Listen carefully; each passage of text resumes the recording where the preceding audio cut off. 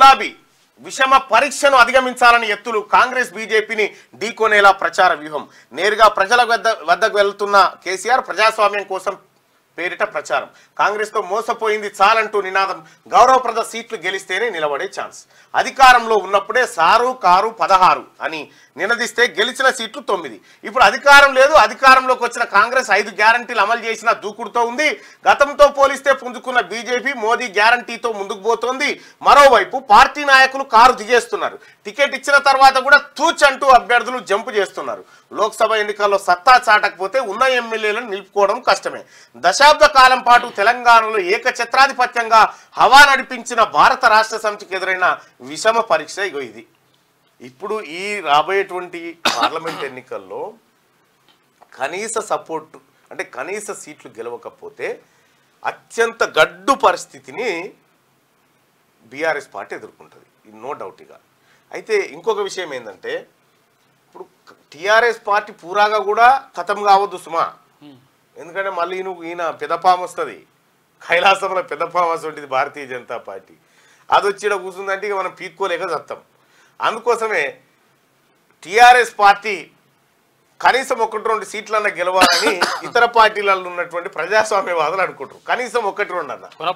కొనపానంతో ఉండాలని లోక్సభ ఎన్నికల్లో మెరుగైన ఫలితాల సాధనే లక్ష్యంగా బీఆర్ఎస్ ముందుకెళ్తోంది మళ్ళీ నిలబడి కలబడాలంటే ఎన్నికల్లో గౌరవప్రదమైన సీట్లు సాధించాల్సిందే మెరుగైన ఫలితాలు సాధిస్తే మాత్రం అధికార పార్టీకి పక్కలో బల్లెంగా మారే అవకాశం ఉంది అన్ని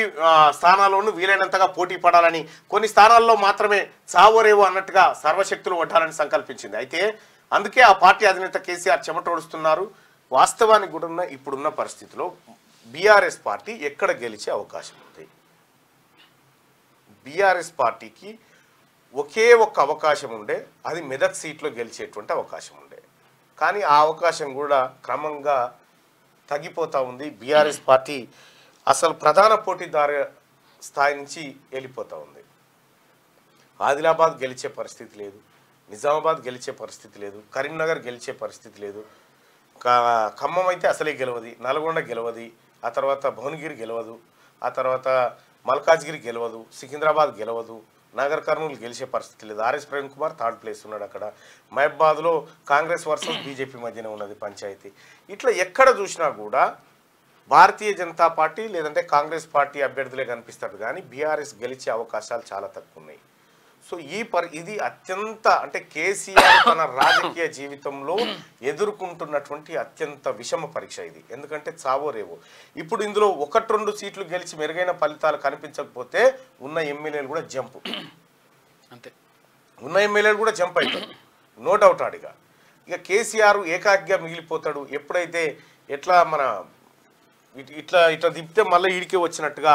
ఒక్కనై నడిచిన ఉద్యమం చేసినా ఒక్కని కానీ మిగిలే పరిస్థితికి వస్తుంది మళ్ళీ ఇక తద్ది వాళ్ళంతా వెళ్ళిపోతారు ఎక్కడో అక్కడ అంటే జనాలు కూడా ఏం నేర్చుకోరంటే ఎవరి కాడ బెల్లం ఉంచారు కాడ ఉంటారు బెల్లం అయిపోగానే ఎక్కడో అక్కడ ఎగిరిపోతూనే ఉంటాడు జనాలు నేర్చుకున్నది రాజకీయ నాయకుల కంటే జనాలే తెలివి కలరు కాబట్టి టీఆర్ఎస్ పార్టీ ఉండాలన్నా ఖతం కావాలన్నా అనేది ప్రజలు నిర్ణయించుకోరు ఇక